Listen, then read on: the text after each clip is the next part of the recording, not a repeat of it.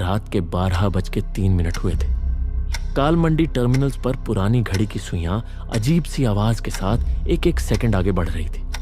Platform पर धुंध तैर रही थी। ना कोई आवाज, ना चहल पहल, ना कोई गार्ड, ना कोई कूली।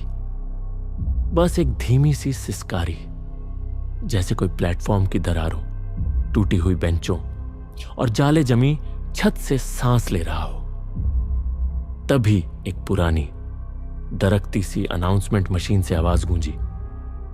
यात्रीगण कृपया ध्यान दें, रोहतकपुर जाने वाली ट्रेन थोड़ी देरी से चल रही है। यात्रियों की असुविधा के लिए हमें खेद है।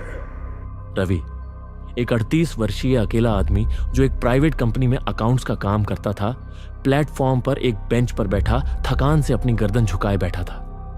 उसकी आंखों के नीचे काले घेरे, बिखरे बाल और झुके कंधे किसी टूटे हुए आदमी की कहानी कह रहे थे। उसे रोहतकपुर जाना था, जरूरी मीटिंग थी। अनाउंसमेंट सुनकर उसने फोन निकाला, रेलवे ऐप चेक किया। ट्रेन अभी भी 32 मिनट लेट है, ऐसा ऐप पर साफ दिख रहा था। लेकिन तभी दूर अंधेरे में धुंध के पार रेल की पटरियां कांपने लगीं।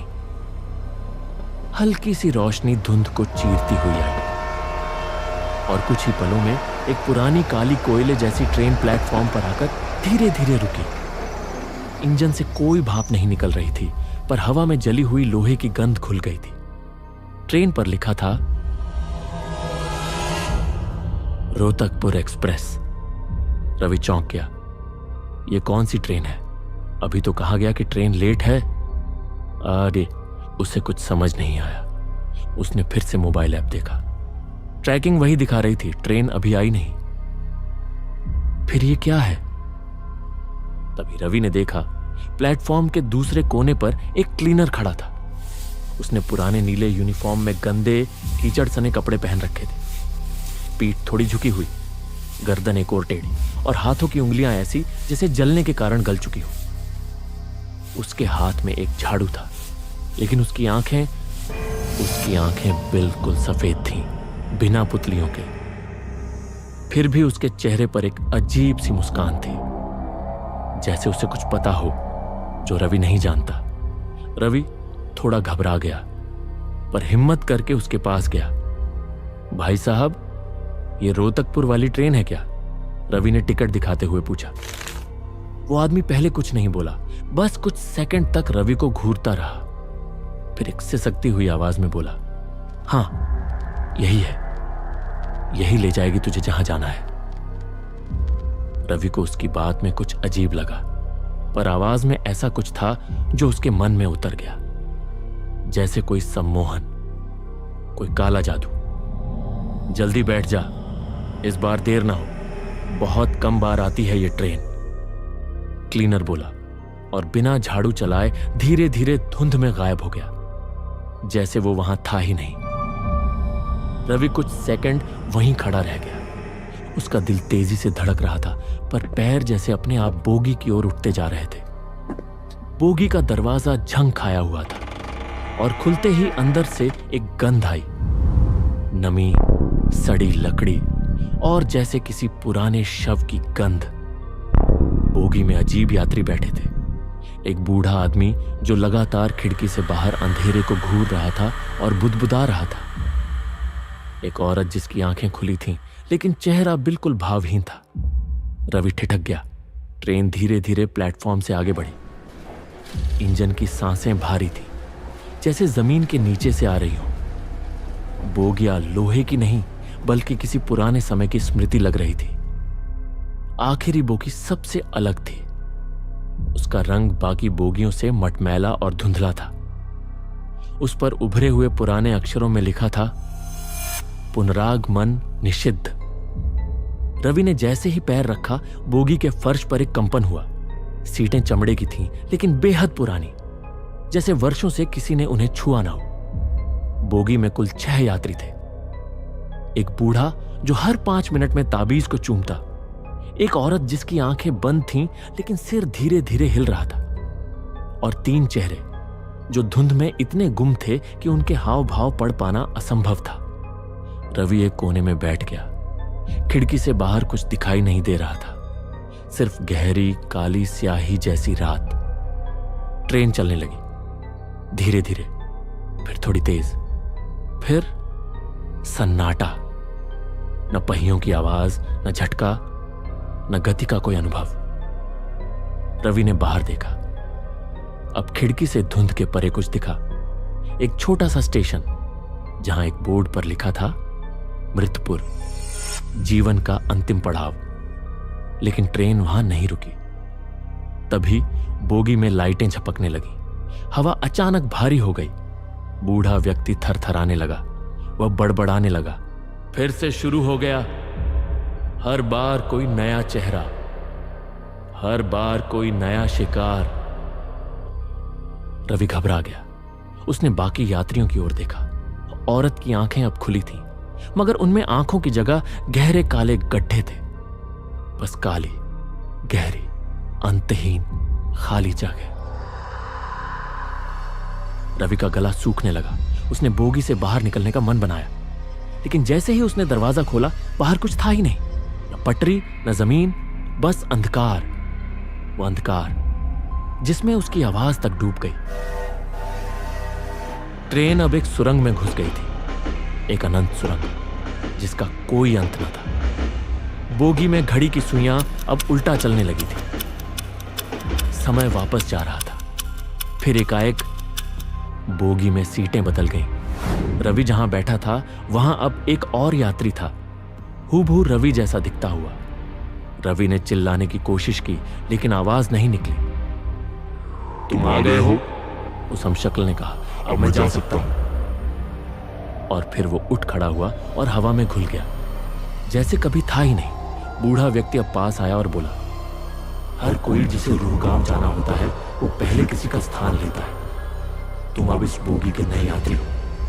तुम देखोगे हर रात कोई नया रवि है और तुम उसे इस बोगी की सीट दोगे। यही नियम है, यही अंत है। रवि रोना चाहता था, चीखना चिल्लाना चाहता था, लेकिन उसके मुंह से आवाज नहीं निकली। उसकी सांस जैसे किसी अदृश्य रस्सी से बंधी हो और वो रस्सी धीरे धीरे कस रही हो। उसकी आंखें चौड़ी थी, पर उनमें अब डर नहीं, बल्कि एक अजीब सी शून्यता थी, जैसे वो सब कुछ देख रहा हो पर कुछ समझ नहीं पा रहा हो। बोगी की दीवारों से खून रिसने लगा था। चमड़े की सीटों से कराहने की आवाज आने लगी, ऐसी जैसे किसी को इन पर जिंदा जला दिया गया हो। रवि के हाथ की घड़ी की सुइयां अब तेजी से आवाज करती हुई उल्टी घूमने लगी, और जैसे ही सुई 12:03 पर आती, वैसे किसी बच्चे की चीख गूंजती। लोग चिल्लाने लगे। रवि के सामने बैठी वो औरत अब उसकी तरफ देख रही थी। उसकी आंखों में वापस काले गड्ढों की जगह पर आम आंखें दिखाई देने लगीं, पर वो आंखें जैसे कुछ कह रही हों, कोई इतिहास, कोई कहानी। अचानक उसका सिर फिर से हिलने लगा, वही धीमी मध्यम गति से, और अब रवि का सिर भी खुद ब खुद हिलने लगा। और तभी रवि की चेतना टूट गई। रवि अब उस ट्रेन में नहीं था, वो एक नई दुनिया में था। 30 साल पुरानी कालमंडी टर्मिनल पर, जहां सब कुछ जीवित और सामान्य था। प्लेटफॉर्म पर भीड़ थी। गार्ड सीटी बजा रहा था, कूली सामान उठा रहे थे, क्लीनर प्लेटफॉर्म पर झाड़ू लगा रहे थे। ट्रेन तैयार थी। रोहतकपुर मेल। सफेद, चमकती हुई, भाप छोड़ती हुई। लेकिन इस ट्रेन में एक अलग बोगी थी, S13। इस बोगी में बैठे थे एक महिला, जिसके साथ एक छोटा बच्चा था, एक जवान लड़का जो मानसिक रूप से अस्थिर था, एक पंडित जिसके पास ताबीजों और किताबों से भरा बैग था, और एक रहस्यमयी आदमी काले कोट में, जिसका चेहरा नहीं दिख रहा था, पर जिसकी मौजूदगी हवा को भी भारी बना रही थी। रात 11:15 ट्रेन ने स्टेशन छोड़ा। जैसे ही ट्रेन एक पुराने पुल से गुजरी, ठीक 12:03 पर काले कोट वाला आदमी उठ खड़ा हुआ। उसने एक तांत्रिक मंत्र बड़बड़ाना शुरू किया। हवा रुक गई, रोशनी बुझ गई और पूरी ट्रेन की बिजली चली गई। बोगी S13 में अब हाहाकार मच गया। महिला चिल्लाई, ये इंसान काला जादू कर रहा है, कोई रोको इसे। पंडित ने ताबीज निकाला, लेकिन वो ताबीज जल गए। मानसिक रूप से अस्थिर लड़का पागलों की तरह चिल्लाते हुए ट्रेन की दीवारें नोचने लगा और फिर एक तेज विस्फोट हुआ। बोगी S13 रेलगाड़ी से अलग हो गई। अब रवि अपनी खुली आंखों से यह सब देख रहा था। बोगी जल रही थी, यात्रियों के शरीर गल रहे थे, मगर उनकी आत्माएं छटपटा रही थीं। काले कोट वाला आदमी अब रवि के सामने खड़ा था। उसने कहा, हर तीसरी पूर्णिमा को इस ट्रेन की ये बोगी नरक की आग में जलेगी और हर बार एक नया यात्री उस नरक का हिस्सा बनेगा और उसकी आत्मा को मैं कैद कर लूंगा। और आज वो यात्री तुम हो। फिर उसकी उंगलियां किसी धारदार चाकू की तरह लंबी हो गईं और रवि की आंखों में घुस गईं। रवि की आंखें अब पूरी काली थी। उसकी गर्दन अब हड्डियों की आवाज के साथ मुड़ रही थी, टक टक टक, और उसी गति से हिल रही थी जैसे वो औरत हिला रही थी। उसकी नाक से खून बह रहा था, होंठ नीले पड़ गए थे। अब उसके हाथों की नसें बाहर निकल रही थी, जैसे कोई उसकी त्वचा को भीतर से काट रहा हो। उसकी छाती पर आकृतियां उभरने लगीं, कुछ पुराने मंत्रों के प्रतीक, जैसे कोई अदृश्य शक्ति रवि के सीने पर खुरच खुरच कर कुछ लिख रही हो। अचानक बोगी में एक साया घुसा, उसी क्लीनर का साया। सफेद आंखों वाला, टेढ़ी गर्दन वाला। उसने रवि के कान में धीरे से कहा, अब तू समझ गया होगा ये ट्रेन क्यों लौटती है काल मंडी पर हर पूर्णिमा की रात ठीक 12:03 पर। क्योंकि हर बार किसी को रूह गांव भेजना होता है और किसी को वापस लाना होता है, जो बाहर से दिखे इंसान पर भीतर से हो शून्य, जिंदगी से थका, मौत जो मांगे, इस संसार से पीड़ित, ठीक तुम्हारी तरह। फिर उसकी हंसी गूंज उठी, जो पूरे डिब्बे में फैल गई। बाहर ट्रेन अब एक नए स्टेशन पर पहुंची थी। बोर्ड पर लिखा था, काल मंडी टर्मिनल्स।